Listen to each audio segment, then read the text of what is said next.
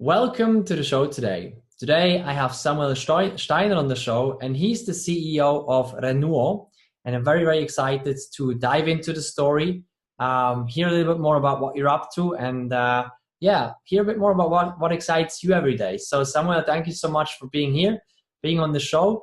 Maybe let's dive right into your story. Can you share a little bit about maybe one or two moments that really shaped you as a human being, as an entrepreneur along the way? Hi Daniel, nice to be on the show. It's a pleasure to talk to you. It's maybe a good question where my entrepreneurship started. And I think this has started way back in my, let's say, adult years, but more or less started when I was a child, when joining the Scouts, because there I could organize so many things and build so many things while getting a lot of responsibility from my leaders. So, I mean, you can imagine I was like maybe 13 or 14 leading a group, and I had the full responsibility to do so. And I was given the trust, and I could organize, meetings and camps and all that kind of stuff, had to deal with parents and so on. And I think I really liked that kind of work to build on things, to have the responsibility to just get things done, to organize stuff that in the end you can see. And I can well imagine that the seeds of the whole entrepreneurships have been laid, where I started to realize that I just like to do stuff to, not so much in theory or in a conceptual way, but to actually get things done. And so I was doing this for a long time until I was like, 18, 19. And even there I thought of, well, what am I going to do professionally? And it's always been my wish to somehow have my own company. I don't know why. And then I think one important moment was where a guy that I knew gave me the book Rich Dad Poor Dad. I don't know whether you know that. And so I read that, and I was truly amazed by this story. And from that point, I knew, okay, this is what I want to pursue. Maybe as an interesting fact, I think where the setting that I grew up in was really comparable to Rich Dad Poor Dad, because my dad was a teacher as well. And I don't know, for those who don't know this story, there is a son, and he's got a dad, and his dad is a teacher, and he's somewhat, just a hardworking guy, but not very entrepreneurial. And then he gets to know another person who is really entrepreneurial, and he, learns all those lessons. And then suddenly I got to know such a guy as well, which for me at that time was a bit like this rich dad. And I was building up a business with him. And I think this has shaped me a lot on that way of becoming an entrepreneur.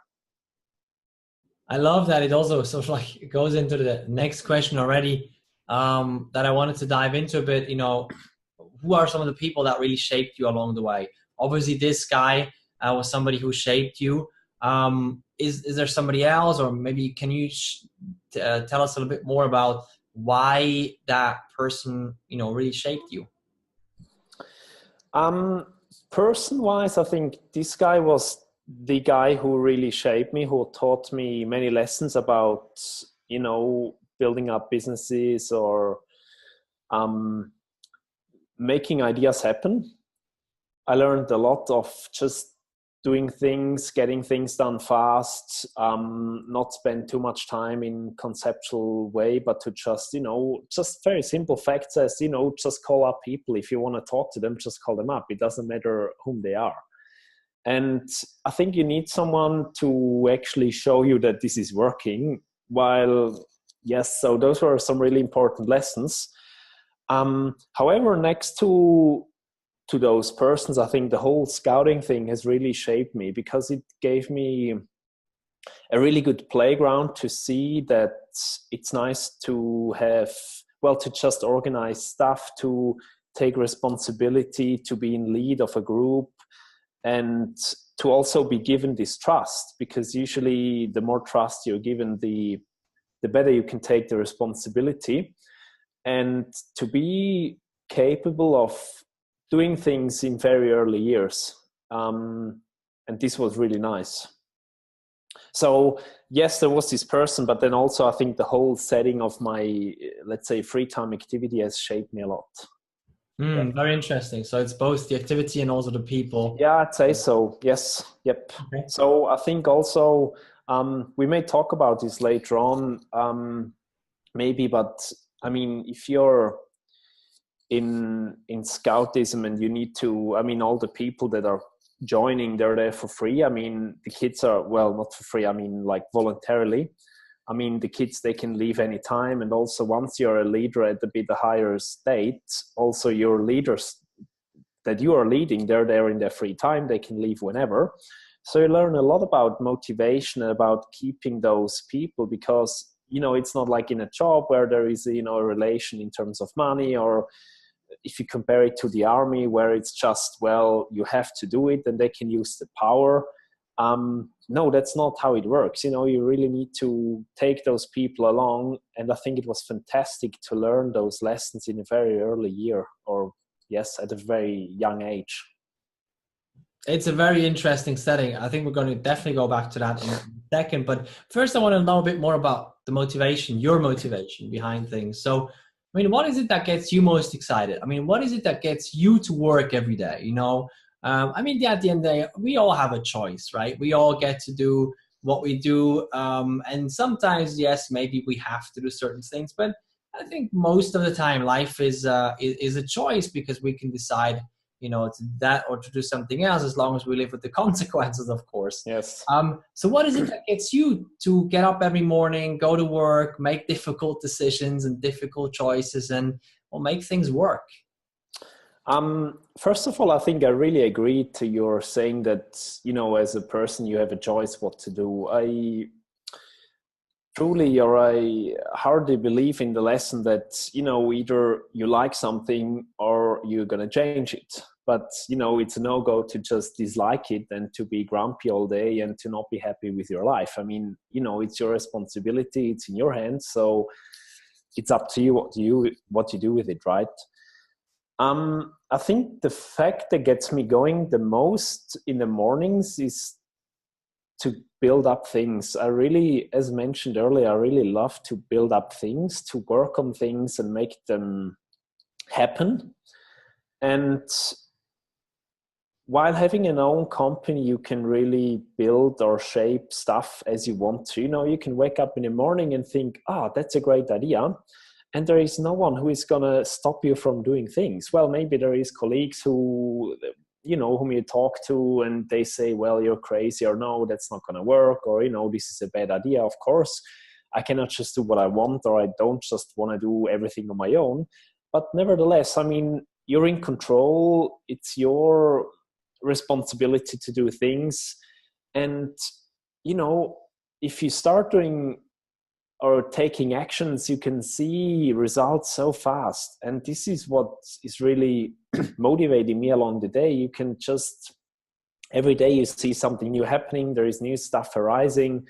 And then in the end, you know, you see, well, obviously not everything is working, but those things that are working, they really motivate you. It's a bit like a drug, you know, you get addicted to this feeling of, yay, I just accomplished something. And of course, you know, sometimes there is times where things are not working that well, and sometimes everything seems just like to work. And I think that's very motivating, and the work is not so dull. You can, I really love that I have the freedom to be or to do what I want. I think that's worth a lot. And so I'm really motivated. I was just spending 2 weeks on holidays. And it sounds crazy, but at the end of the holidays, I was really looking forward to go back to work, because it's just, it's what I like to do. I love that, you know, what you said there about the holidays. And yes, we all do need them, definitely, you know, we need the balance and everything. Sure. But it's also a good measurement, you know, are you dreading going back to work or not? Then, like, the next thing is there is always points where something is not good anymore. And then, as I said before, either you're going to change it or stick with it, but then don't complain. And I mean, this is the third venture that I'm in at the moment, and I sort of stopped, or the other two ventures didn't work, and fine. But I mean, you know, at one point this is not okay for you anymore, and then just go on, and you don't owe anything to anyone, right? But to yourself. Very, very true. That's something, you know, you mentioned it's your third venture as well. So what is it about entrepreneurship, you know, taking real, you know, responsibility in all aspects for something? What is it that motivates you to be an entrepreneur, to not, you know, work maybe at a big company, or like, is it for you, is it the same? Is there something about entrepreneurship that motivates you especially? I guess it's the impact that you can have. I was working at the bank for some time, and I mean, yeah, of course it was interesting, and yeah, of course I learned a lot. But in the end, I mean, you're just one guy out of many, let's say. Well, unless you work yourself up, and then after 15 years, maybe you're at the CEO or at the C level of this company. But other than that, the field of your impact is rather small. Well, I mean, obviously you're just one out of 100 or a couple of 100s. While if you're busy in entrepreneurship, your impact is just a lot bigger. And I think this is what is motivating me a lot. You see the difference of the things you're doing. I mean, there are so many decisions that you have to take. And usually there are decisions that have a wide impact on things, and that's nice to be able to take them, to be in charge of them, to also stand behind them, to take full responsibility of what you're doing. You're not, I mean, it has its pros and its cons, of course, but to me the pros are a lot better than the cons. Very interesting. What you said there about, you know, the impact on a scale and taking full responsibility in every aspect for that. You mentioned before a little bit of the lessons you already learned along the way, but I would like to dive a little bit deeper into this. If you had to point out maybe one or two lessons along the way that you learned, the really, really important ones, what would you say they are? I think the most important lesson that I've learned from all the ventures that I've taken so far is, in the end, it's all about people. It doesn't really matter so much what you're doing. Yeah, of course it does. But it matters a lot more whom you're doing that with. In all the three ventures that I was in, and also this is including the current one, in the end, there were usually some people problems along the way. And this is something that is really important. I mean, if this is not working out, an idea can be really good, it just won't happen. While you can have a mediocre idea with great people and people that is, you know, that are working well together, and then it's working, right? So I think this is the most important thing. I would never ever start. So my first venture, I started with two guys, and I knew them maybe from one evening, which started it off. And yeah, of course it was working. Well, I mean, it was somehow like a student business and a bit of crazy idea. There was we built up a beer delivery service, and this worked for like 1.5 years, and eventually it has stopped. And I think one of the reasons for that was also that, you know, we were just working differently. We had different ideas of how, you know, you handle your clients or how you collaborate, and in the end, that's so important. So I think that's the most important lesson. And then, yeah, I think this is the most important. I'll leave it to that. Yeah, I think it's a good point. One thing I want to just quickly jump into, what I found really interesting, what you said is, you know, it can be the best idea, but if you have mediocre people, sort of like it may not work. But if you have a mediocre idea and great people, it can work really well. And I would even add to that and say, if you have a mediocre idea and have great people, most of the time the mediocre idea becomes an incredible idea because of the people, right? I think this may well be true. And I think also from talking to investors, I mean, you know, what they're looking for, yeah, of course, it's the idea, but they look so much at the team that is behind it. And that's for good reason. I think if there is a team that is working out well, and then here I'm looking back at all the time in Scouts, it was exactly the same. I mean, if you have a team of leaders that gets along well, everything is just working perfect. You know, anything can happen. It doesn't matter. As long the team is good, you can handle every problem you have. If there is like an urgency, or if you need whatever people to realize whatever, they're just there. While if it's working not so well in the team of the people that are in charge, it's just hard to do things. And in the end, it's not so motivating anymore. And maybe that's an interesting link to entrepreneurship as well. I think if you're in charge of the things that you're in, you can control your team a lot more than if you're just in some company, right? But on the other hand side, I mean, in smaller companies, you cannot really avoid people. While at bigger companies, I mean, you know, obviously you don't get along with everyone. So it's easily possible to avoid people or to just change teams, while in smaller companies, it's not.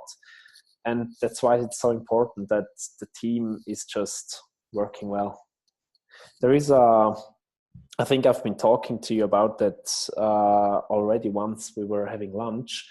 I've got a pretty easy thing to evaluate whether I would be wanting to have a partner or not, while thinking, would I go to the Alps with this person for a week or not? And if the answer is unsure or no, better leave it. If it's a clear yes, perfect. You know, just some alpine hut with nothing in it. Could you stay with this person in there for 1 or 2 weeks? And that's a pretty good test to me. That is a very interesting test, you know, for partnerships, but maybe also for, you know, talents you work with, for people you hire. You know, it's a very interesting, you know, non-quantifiable measurement, I guess. Yeah, totally. And I mean, you know, you don't have to get along with everyone in your company really, really well. I mean, you know, the further you grow or the bigger your company is, obviously you cannot be like best friends with everyone. But your core team, this really needs to be, well, yes, close friends. Yeah, it needs to work really well together. And I think there's also a difference between, because, you know, sometimes also the idea of close friends can be misunderstood. It's not about agreeing on everything anyway. It's No, not at all. having a foundation that you can build upon. Even if you completely disagree, you can still be friends. Yes. Yeah, and I think you need to be able to really be brutal honest to each other and brutally direct, to just say, hey, you know, I really dislike that. And you just talk about it and that's it. Because otherwise you're way too slow. You need to be able to. And I think the better your relationship is, the more direct you can be to someone, because you don't need to hold up a diplomacy or whatever for some political reason. No, it's just about facts or about the situation, and that's it. And then let's talk about it, and on we go. Absolutely. And I want to dive a little bit more into what you mentioned before about entrepreneurship or leadership in general. You talked about the Scouts experience as well, and you know, loyalty of people and management and these kinds of things. You know, how do you deal with that on a day-to-day basis in terms of, you know, being in charge of an organization, but also dealing with all kinds of entrepreneurial things that come along the way, sometimes having to wear different hats and lots, you know, decisions coming your way and all kinds of different things. I mean, how do you deal with that? Is that something that you learn maybe from Scouts experience as well, that you bring in there, or how do you lead an organization like that? I think if it comes to leadership, to me, what is really important is a good communication. And this has many aspects. So communicating things that are happening to everyone, so to make sure that everyone is on board. So especially when people are at some place voluntarily and they can leave. And if we also look at companies, basically, yeah, of course they're in a contract, but they can leave anytime. So you want to make sure that they really are obsessed, or well, maybe not obsessed, but they really like what they're doing. And so we're, for instance, an agency, so we don't have a product that is going to change the world and where people apply because they are really in love with this product. So, I mean, you want to onboard people that they see their impact, that they know what's going on, that they really feel that they're a part of the venture and it's not just your own venture. Communicating to me is also important. However, when, you mentioned the different hats that you're wearing, sometimes, you need to be advocate of the client. Sometimes you need to be the advocate of someone else. Then, I mean, there are so many aspects that you have to consider. And I think it's really important to, when deciding something or when communicating your point of view, to also argue or to give some more background knowledge. Hey, why are you talking like that? Because usually, as you said, it's not even your own opinion, but because of your function, you see, some other perspectives, or you have to be advocates of someone else. And usually people understand really well when you just give them more background, when you tell them, hey, why is this important? Or why do you want it to be that way? Instead of just saying, well, I want it that way and that's it. So I think communication is really important. And it's also, I mean, in the media, a lot of times you can see a lot of things going on that then lead to big, well, not catastrophes, but, well, people that are angry or upset. And I think the problem there is that it's just not well communicated, that people weren't honest about what they're saying, or they weren't honest enough to say something else, but not really showing their real interest. And I think this is creating a lot of problems. But when having a really close look at communication can be really well. Absolutely. So I think this is really important for me when talking about leadership, to onboard people by giving them knowledge. So to not try to keep knowledge and to use this power because you know more, because this is somehow a fake position of, of power. That's, to me, no good. Absolutely, yeah. I mean, communication, transparency, and things like that are absolute key to really make this work in the right way.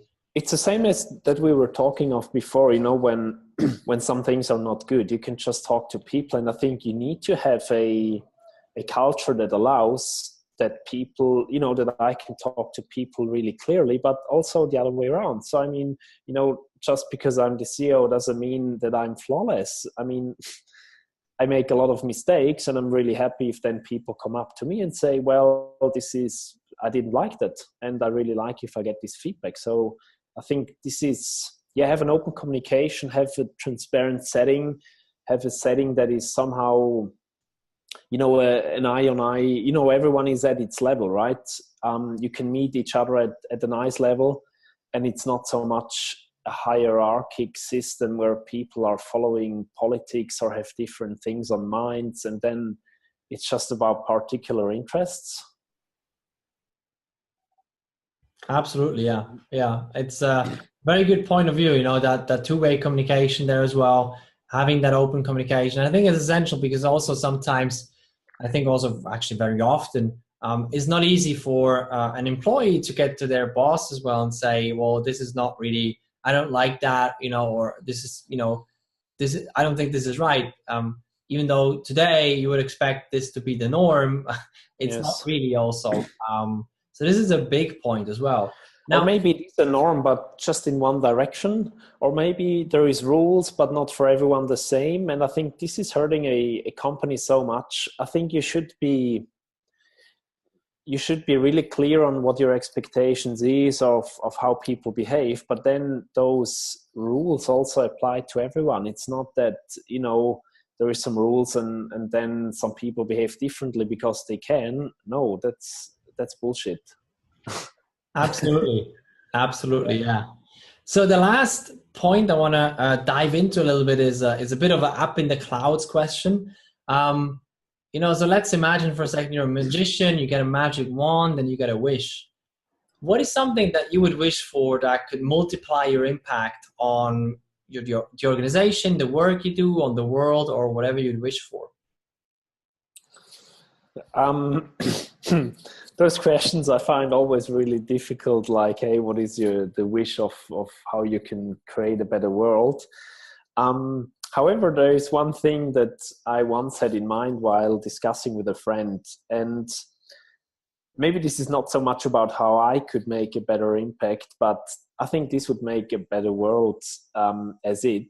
And we were talking about a stick that people can hold while they're talking. And then the stick would show whether this person is lying or not. And I think I could imagine, maybe it's a bit creepy as well, but I would find it funny to at least try it out, where you have meetings and only the person who is having this stick can talk.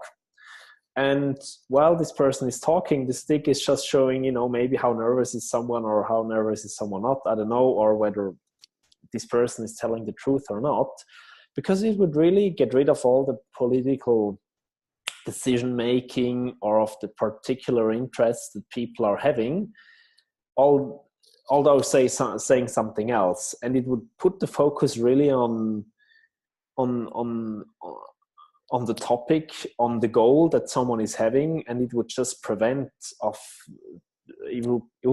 people from saying stuff that they actually don't mean. And I think there's so much hurt in this world where people are not honest to each other.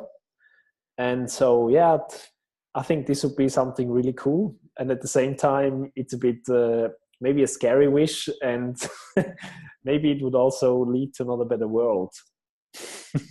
I find it really interesting for sure. Yeah, I mean, it would certainly create a bit more. I mean, initially it would probably be really weird, but then if it would become sort of the normal thing, I guess you would have a lot more authenticity, transparency yes. in organizations.